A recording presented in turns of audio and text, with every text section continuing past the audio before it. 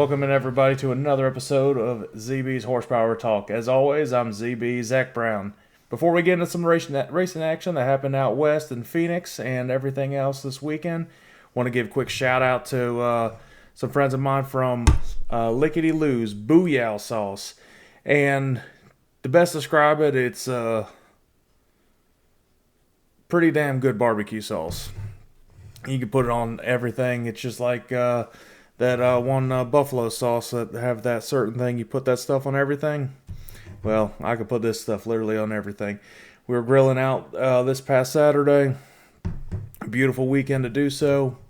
And made some barbecue bacon smash burgers. Threw this on there. Yeah, some good stuff right there. There's no BS. They're local here in the Carolinas, but you go to their website, which will be the link below, licketyloos.com. You can buy it anywhere. If you're listening to this, it's Lickety Lou's, LICKETYLEWS.com.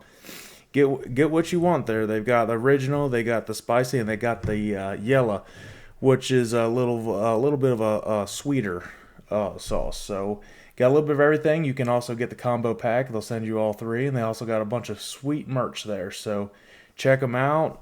Support the local businesses, and enjoy some good damn sauce to put on some things. Let's get into some racing. NASCAR finishing up their West Coast swing out in Phoenix. Xfinity, ARCA, and Cup all raced there this weekend. Let's dive into Cup with William Byron once again getting the checker flag after a late race caution, taking advantage of that. For a while, from the first stage, Byron wins that, but the second stage, Larson ended Byron's streak of stage wins, and it took that, and he started just rolling, and looked like he was getting away with this one, and just similar to Vegas, things didn't pan out, and then I kept saying it, and I kept tweeting it out. You look out for that number 4. Harvick was rolling. He had it going. He knows how to race that track. He knows how to take care of his equipment. And when it came go time, the closer, he was closing, and he started driving away and had over a 3-second lead. It might even been more than that over Larson. And Harrison Burton has a convenient spin, I guess, on the backstretch to bring out a caution with less than, I think it was around 6 laps to go was when the caution came out. Harvick went to pit road, took 4 tires. Everybody else, about 6 people in front of him, took 2 tires, and he was just too backed up. Larson ended up winning off of pit road with that good pit selection with the first stall from the pole. And Byron started on the outside. First restart, and I knew it was coming. I knew there was going to be a wreck coming, and I thought they were going to be able to get the 2 to go before the wreck happened, but they got to the turn between turn 1 and 2. People started spinning and crashing. Had to file them back up, and the second restart, and the final ended up being the final restart. Larson just didn't have that great of a jump. Got caught in the middle. He got pushed a little bit high. Tried to ride Byron as high as he could, but Byron's car was able to roll on the top. Larson's car got real tight in the middle of that turns 1 and 2, made it 3 wide, and that was all she wrote. Byron got a big push from Reddick, and he ended up taking the checkered. So William Byron, once again, finishing off West Coast strong. So he loves his early season races, that's for sure. And he hasn't been able to really make them pay off in the championship playoffs and everything. So hopefully he'll be able to find this run later on the season. But hats off, pun intended, with a big hat in victory lane to William Byron. A big takeaway from the race. Josh Berry, who's filling in for Chase Elliott, ended up with 10th place finish. So a solid top 10 from somebody making his second career Cup start. So I mean, obviously he's a very good race car driver. His time will come. So he's able to take advantage of this opportunity, and hopefully continues to do well and prove himself and get himself a full-time ride in the near future. Want to issue a formal apology again to the person I picked this week, Denny Hamlin. Sorry, because he ended up wrecking on those last restarts. In the streak of where my picks, they continue. And it's an unfortunate streak. So I I don't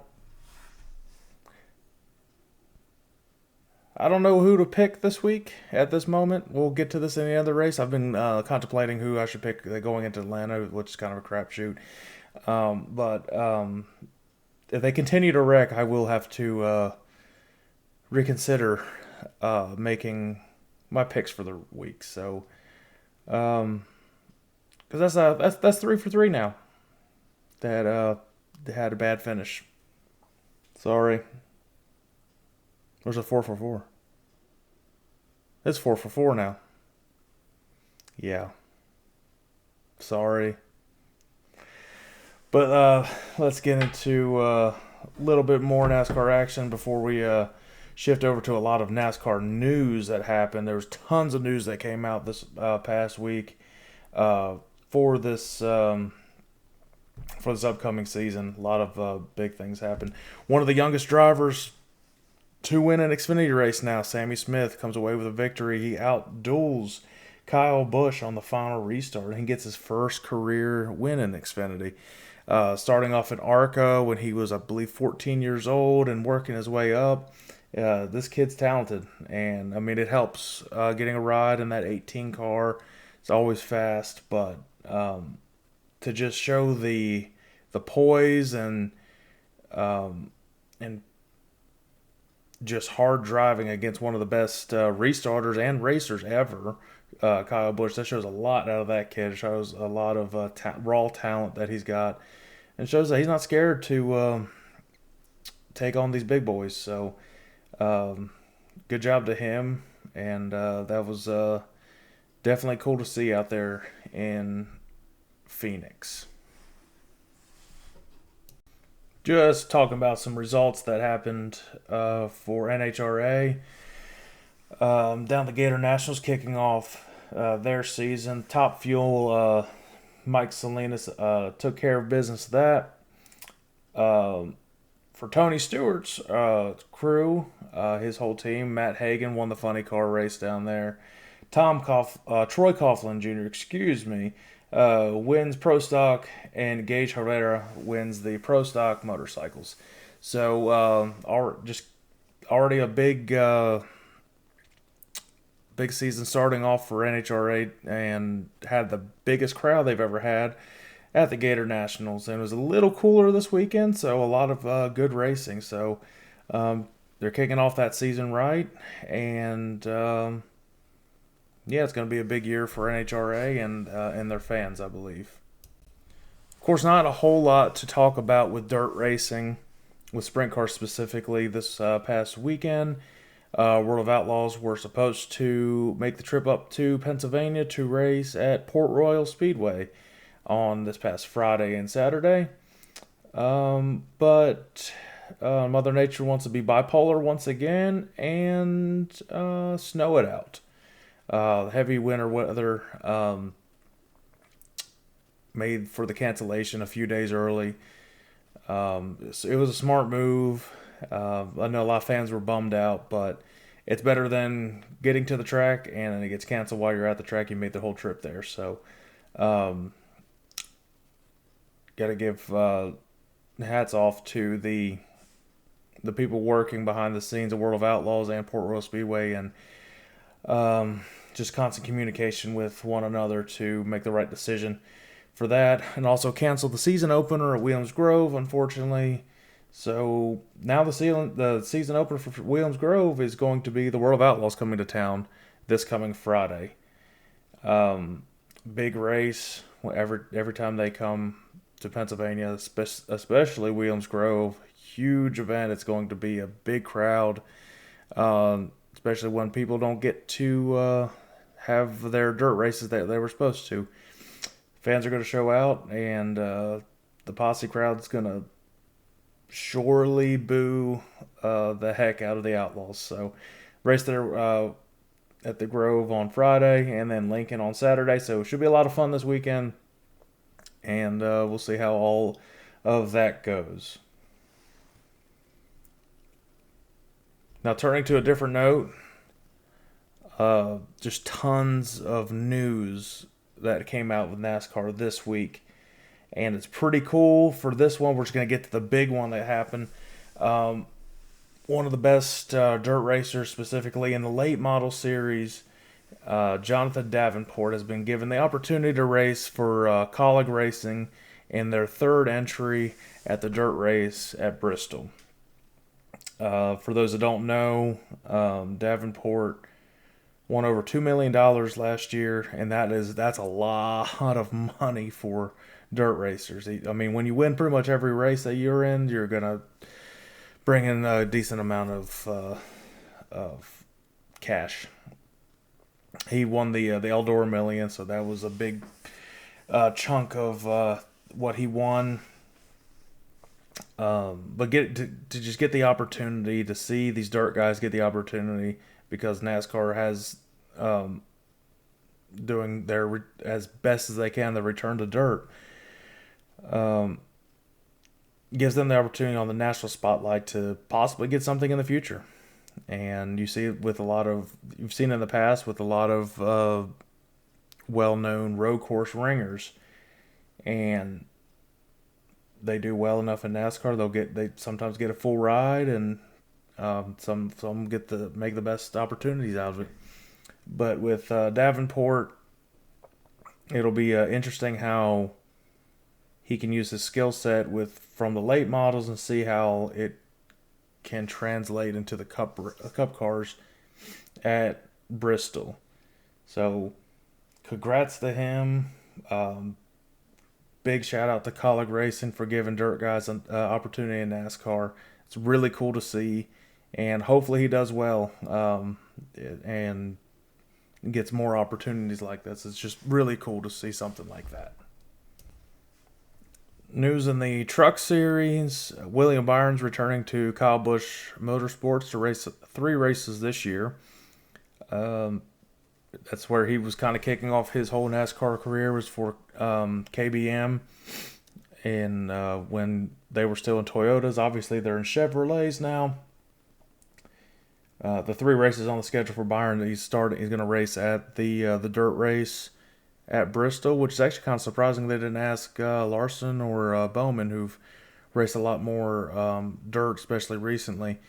But cool for Byron to get that opportunity. And he's also going to race at Darlington and North Wilkesboro this year. So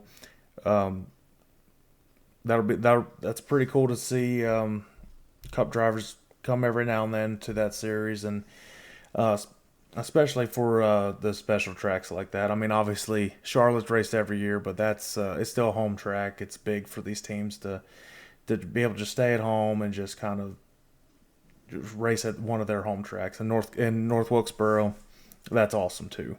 So and Byron also is in the news for Hendrick having their Xfinity schedule released this week too.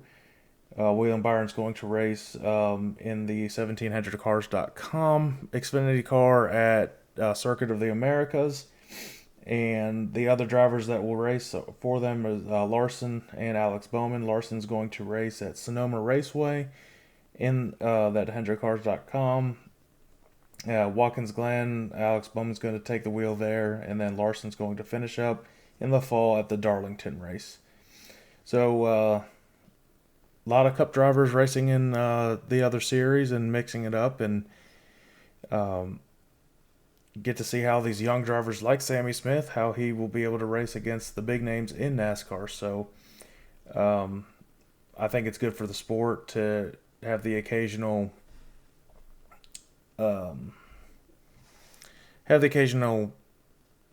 Cup driver race in these races, and just so they can show off their skill set and see actually how good they are when they're matched up against the best of the best.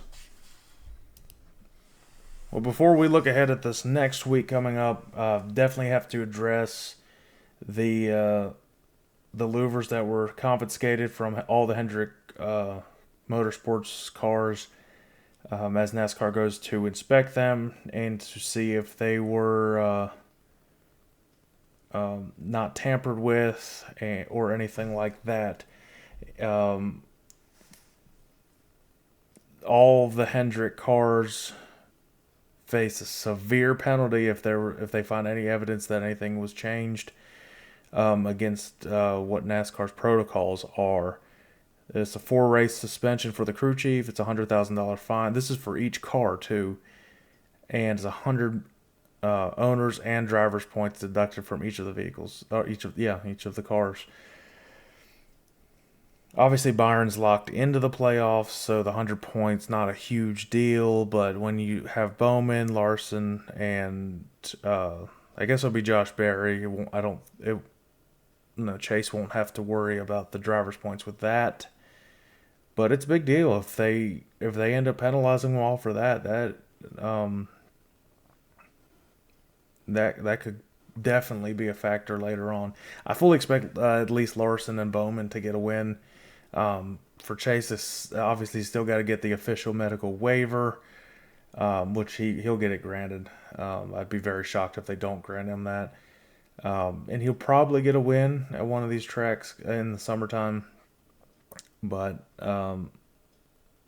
still, it's a big deal. You have to be in the top 32 in points or something to be eligible for the championship. So, again, look out for that this week. If those penalties come out, it's pretty it's pretty significant if all of this actually does happen. So stay tuned and keep up with all the NASCAR pages on that. All right, we already kind of touched on some sprint car racing heading up to Pennsylvania this weekend. Again, I don't make the sprint car picks, just too close to home and everything, and don't want to jinx anybody for these races. But one thing about them, with the Outlaws not being able to come to Port Royal this weekend, well, the new tires for the Outlaws were dropped off up there on this past Thursday. Well, the hopes were that weather conditions would be fair enough that these drivers could test out the new tire combination at Williams Grove on Sunday, the week before the Outlaws come to town. That way they can kind of get a little bit of an advantage on them. Clearly, Mother Nature didn't want that to happen, so everybody's on in a even playing field now coming into this weekend shows. So Friday and Saturday night, tune in to Dirt Vision. Outlaws are coming versus the PA Posse out Williams Grove and Lincoln Speedway this weekend. So big time action. Hopefully Mother Nature will cooperate and get the season at the Grove started off right and continue with a strong season at Lincoln Speedway. Looking ahead with NASCAR this coming weekend, yes, I'm going to have to do it. I'm going to have to bite the bullet and still just do my picks because I'm trying to stay consistent. Possibly 5 weeks in a row, my pick will crash, especially in the Cup Series. I did okay last week with the Truck Series winning with Kyle Busch because that was just an obvious choice. But haven't lucked out too much with the other series. But you got a triple header in Atlanta this weekend. Trucks, Xfinity, and Cup. Atlanta's unpredictable now with that new surface and has the pack racing. Um, we'll start with Truck Series and go Xfinity and then go Cup. For who I could pick, and it's really a crapshoot for all the races this weekend. Um, it's kind of how like Talladega and Daytona go. Um, if you stay out of trouble and you're in the right position, you'll have a good opportunity to win that race. The Cup Series last year, you saw Corey LaJoie have a shot to win it, and obviously Chase came away with that win. But it shows you a lot of anybody can win these races, just like Talladega and Daytona. So it's and that part is pretty cool to see. But I kind of do miss the regular Atlanta. I wanted to see how with the new surface how they could make it work where it's a traditional race and just give them the 750 horsepower package and see how they roll. But Truck Series, um, again, it's really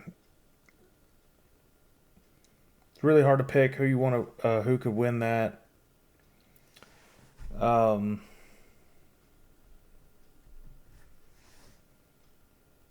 you know what?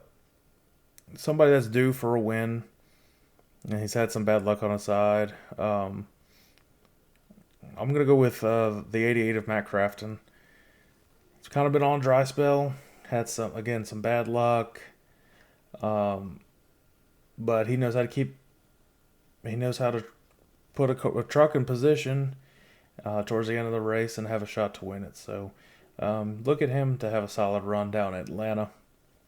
Moving on to Xfinity. Somebody's really impressed me, and I think you could see him have a shot to win it too. Is Chandler Smith? This kid's going to be a very good race car driver. He was battling with Sammy Smith and Kyle Busch in that race at Phoenix. So very impressive driver, and I'm going to go with him for my pick this weekend in Xfinity. Um, Cup Series. I'm sorry.